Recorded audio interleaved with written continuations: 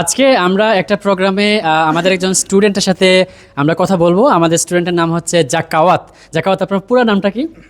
হাফিজ জাকাওয়াত হোসেন পাশা। হাফিজ জাকাওয়াত হোসেন পাশা। উনি আমাদের প্রতিষ্ঠান থেকে ওয়ার্ডপ্রেস ডেভেলপমেন্ট কোর্স করেছেন। কোন কোর্স করেছেন? ওয়ার্ডপ্রেস ডেভেলপমেন্ট কোর্স করেছেন। ওয়ার্ডপ্রেস ডেভেলপমেন্ট কোর্স চলাকালীন সময়ে তিনি ওয়ার্ডপ্রেস থেকে অনেকগুলো প্রজেক্ট কমপ্লিট করে প্রায় 1,00,000 টাকার উপরে ইনকাম করেছেন। আলহামদুলিল্লাহ, তা জুড়ে জুড়ে তাহলে হবে। কোর্স চলাকালীন সময় জাকাওয়াত কতগুলো প্রজেক্ট কমপ্লিট করেছিলেন আর কত টাকা আপনি ইনকাম করেছিলেন একটু বলবেন?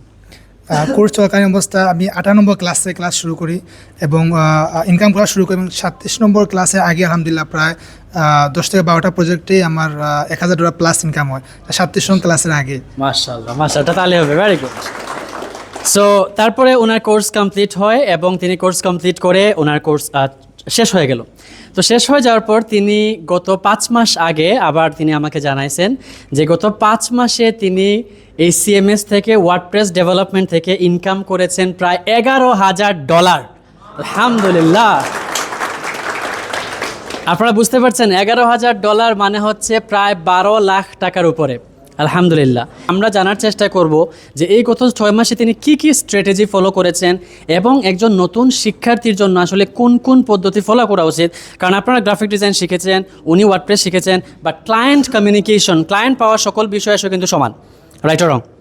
ক্লায়েন্ট পাওয়া, প্রজেক্ট কমপ্লিট করা সব কিছুই সমান। সো আমরা একটু জাকাওয়াতকে জিজ্ঞেস করতে চাই ওনার স্ট্র্যাটেজিগুলো কী ছিল আর নতুনদের উদ্দেশ্যে আপনি একটু পরামর্শ দেবেন যে তারা কীভাবে ফ্রিল্যান্সিংয়ে আপনার মতো সফলতা অর্জন করতে পারে বা আপনার সাথে আরও বেশি ইনশাআল্লাহ সফলতা অর্জন করতে পারে। জাকাওয়াত, আসসালামু আলাইকুম রহমতুল্লাহ। আশা করি সবাই ভালো আছেন।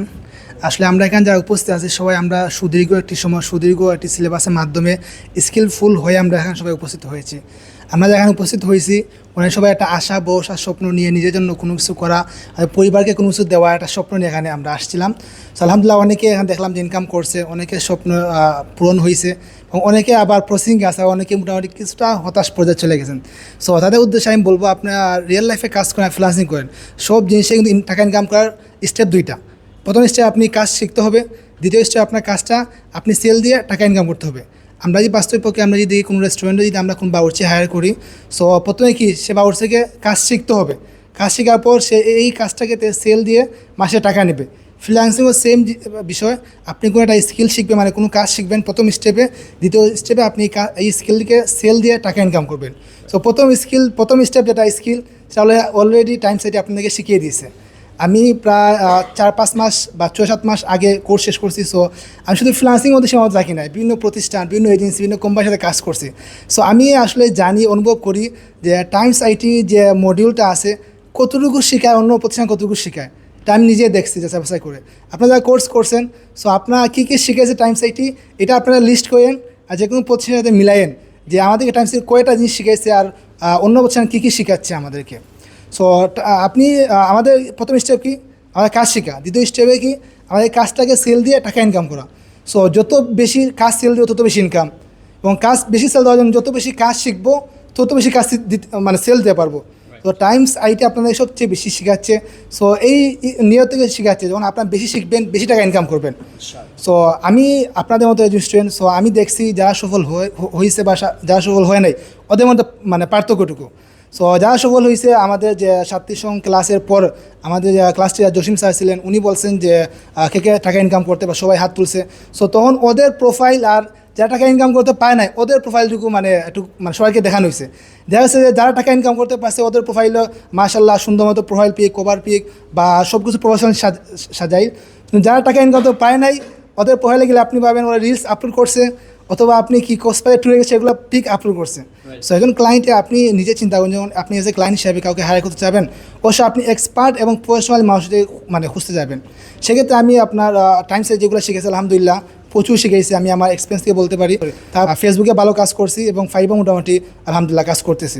সেক্ষেত্রে আমি বলবো ফেসবুকের তুলনায় আপনার যারা আছেন আপনারা ফার্স্ট অফ অল আপনার প্রোফাইলটা খুব ভালোভাবে সাজান, আপনার স্যারদেরকে ফলো করেন, এবং যখন আপনার বিভিন্ন গ্রুপ আছে, যখন কেউ আপনাকে SMS দিবে, গ্রুপে পোস্ট দিবে যে আমার এই সার্ভিসটুকু প্রয়োজন, তো সরাসরি আপনি কমেন্ট না করে ওকে কী করবেন, ইনবক্স করবেন।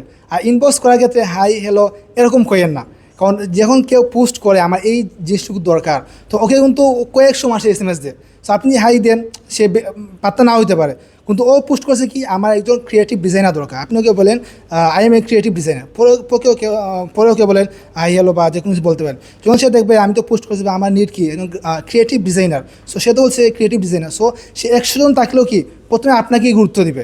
যখন আপনাকে গুরুত্ব দিবে তখন আপনাকে এসএমএসটা দেখবে, দেখার আগে আপনার প্রোফাইলটা দেখে আসবে সে, যে আমার তো সময়টা মূল্য আছে, সো আমি দেখি সে কীরকম কাজ করতেছে।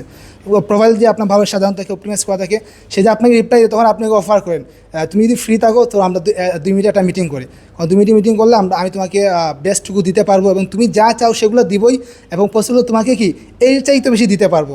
সো যদি আপনার প্রোফাইলটা সাধারণ থাকে আর সে যদি আপনাকে রিপ্লাই দেয় তাহলে অনেক সম্ভাবনা আছে আপনাকে কলে আসা। যদি একবার কলে চলে আসে তো মনে হয় আপনি কাজটা পেয়ে গেছেন। ফেসবুকের ক্ষেত্রে এটা আপনি করতে পারেন। দ্বিতীয় কথা হলো কি আপনার দেখেন যে আমাদের স্যার আমাদেরকে বলছে যে কি ব্র্যান্ড নেম সিলেক্ট করার জন্য, বা আমরা যে ফেসবুক, লিঙ্কডইন, ইনস্টাগ্রাম বা বিহান্স বা ফাইবার আপক বলেন, প্রতিটা ইউআরএল কী দেওয়া আমাদের ব্র্যান্ড নেম দেওয়া। সো আমাদের ফেসবুক থেকে কেউ যে আমাদের ব্র্যান্ড নেম যদি আপনার গুগলে সার্চ দেয়, ওই যে ওদের যে ব্র্যান্ড নেমটা আছে না, ওদের ব্র্যান্ড নেমটা আপনি একটু খুঁজে বাইর করবেন, খুঁজে বাইরে যদি গুগলে সার্চ দেন, আপনি 20টা ব্র্যান্ড নেমকে সার্চ দেন, আমি আশা করি 10টা আপনি ওদের সব কিছু ডিটেলস পেয়ে যাবেন। যদি 10টা ডিটেলস পান সেখান থেকে আপনি যোগাযোগ করলে 5টা রেসপন্স পাবেন। 5টা রেসপন্স যদি পান, 2টার সাথে কমিউনিকেশন হলে যে আপনি একটা কাজও পান, ওদের কাজের অভাব নাই।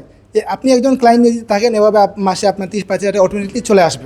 আপনি এখন পর্যন্ত সবচাইতে বড় প্রজেক্ট কত ডলারে করেছেন আর কতদিন সময় আপনার লেগেছিল প্রজেক্টটা কমপ্লিট করতে? সবচাইতে বড় প্রজেক্ট কত ডলারের ছিল? আমার সবচেয়ে বড় প্রজেক্ট ছিল এটা ঢাকার একটা এজেন্সির, এটা প্রায় $700 মতো, 70,000 টাকার অধিক ছিল।